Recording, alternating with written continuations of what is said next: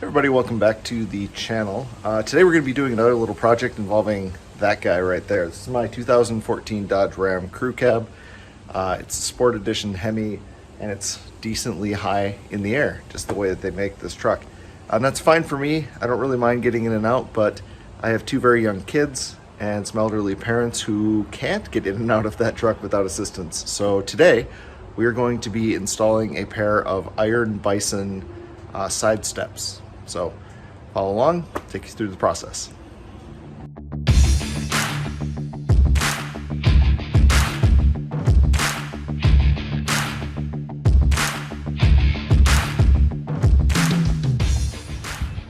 Okay, the first thing you're going to want to do is open up your install kit and spread all of your parts out. Make sure that you have everything accounted for. So there should be a bag of assorted bolts, washers, that sort of thing.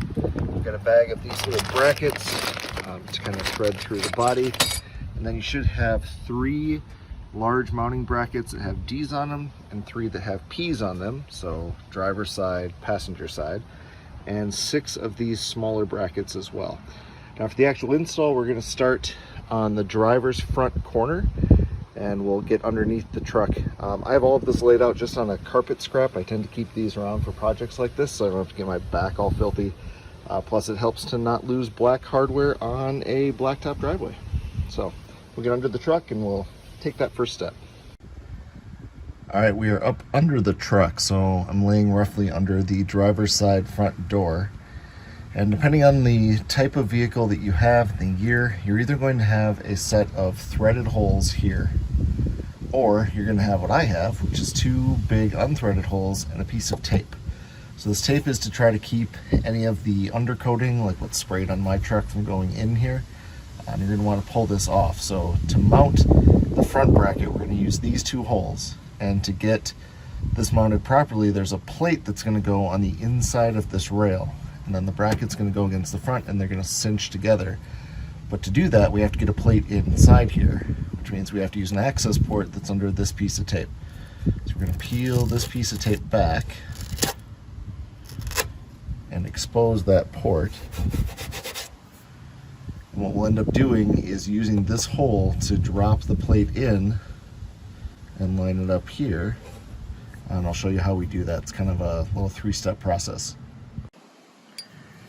Okay, so this is the plate that we're going to use to secure that bracket. You'll see it has a captive bolt on the one side that's welded in place, and then a nut that's welded on the other side. So there's a bolt that comes from the back of the truck and one that comes this way through the bracket and it sandwiches everything together.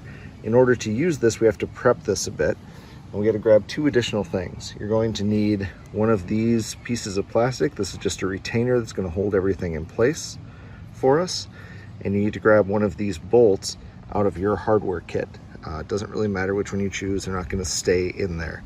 And to prep this then, what we're going to do is take this plate and we're going to thread this bolt in like so.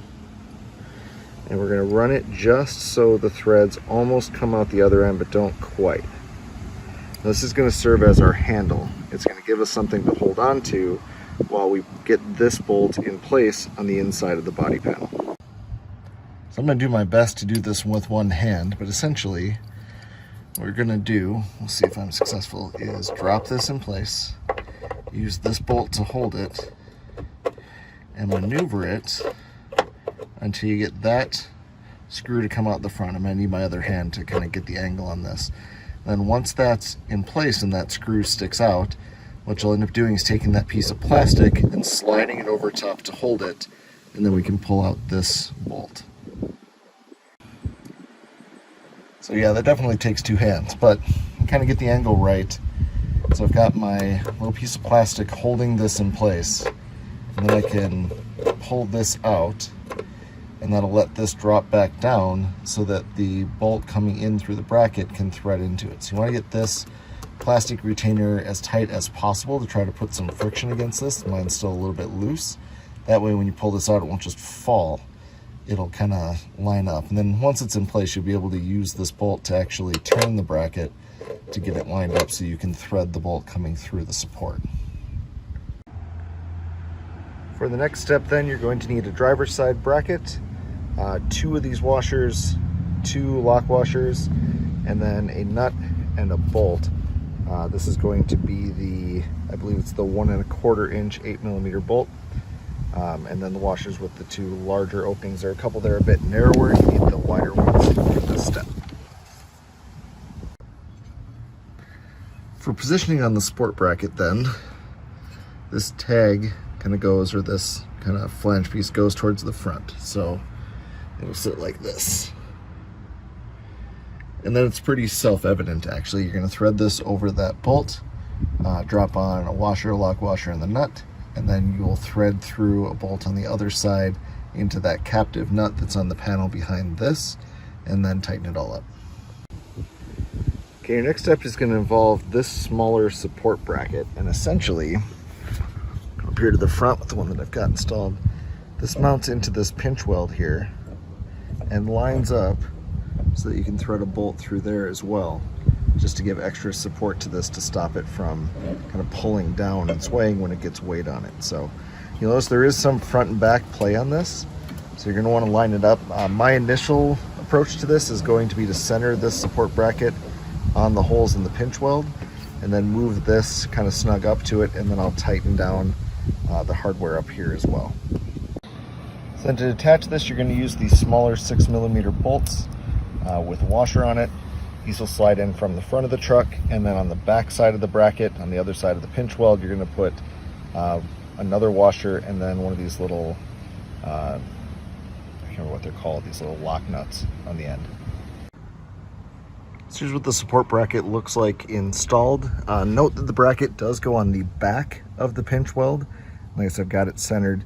And then the easiest way to tighten these is to take just a 10mm box wrench and hook it on the back, and then use a 10mm socket on the front, and just a ratchet, and just run these in tight. Once that's in place, then there is a bolt that'll go between the two and hook that together. That's going to be an 8mm bolt, 2 of these washers, and then one of these little nylon lock washers on the back. So one note about this before we do the back 2 brackets, because it does matter. Even though that these have a clearly stamped D and P on them, that only actually applies to the first bracket that you do in the front. After that, the back 2 are going to be reversed, which means we're going to use the passenger bracket for the middle mount and the rear, and then this these other D brackets will be the middle and rear of the passenger side.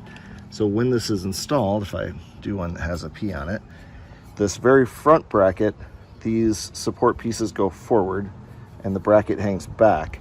For the other 2, the support pieces are going to go back and the bracket hangs forward. So the whole thing will be reversed for these back 2. So this one will be in here with the support on that side, and then the same thing on the back. So when you're looking at these, the D and the P, just remember that only applies to the very first bracket that you put on the truck.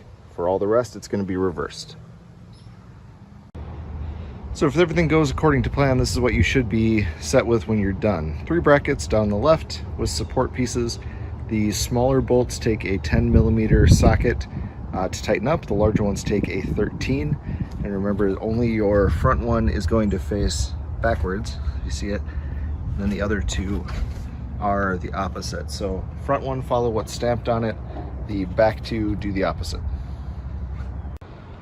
Now for the running board itself, they aren't stamped or marked really, which is left and right. The easiest way to tell is to look at the brackets.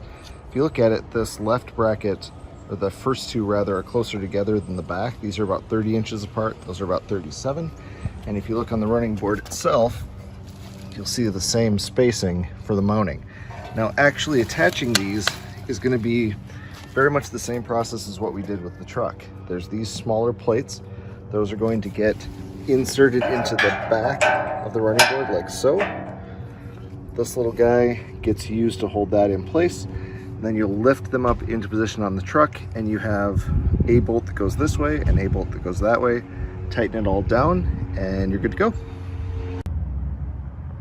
Okay, I've got my backing plates in on this running board.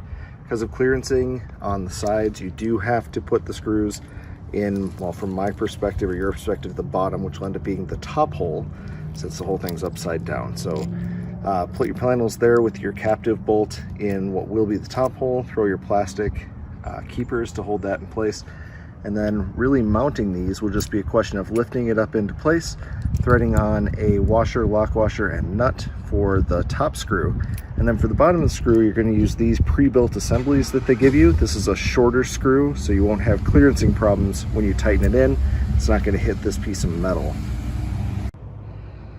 So mounting these can be actually a little bit tricky because they're heavy. So I'll give you a bit of a pro tip. Take the box that they came in, lay it on its side, and place your steps on them. What that's going to let you do is check your alignment.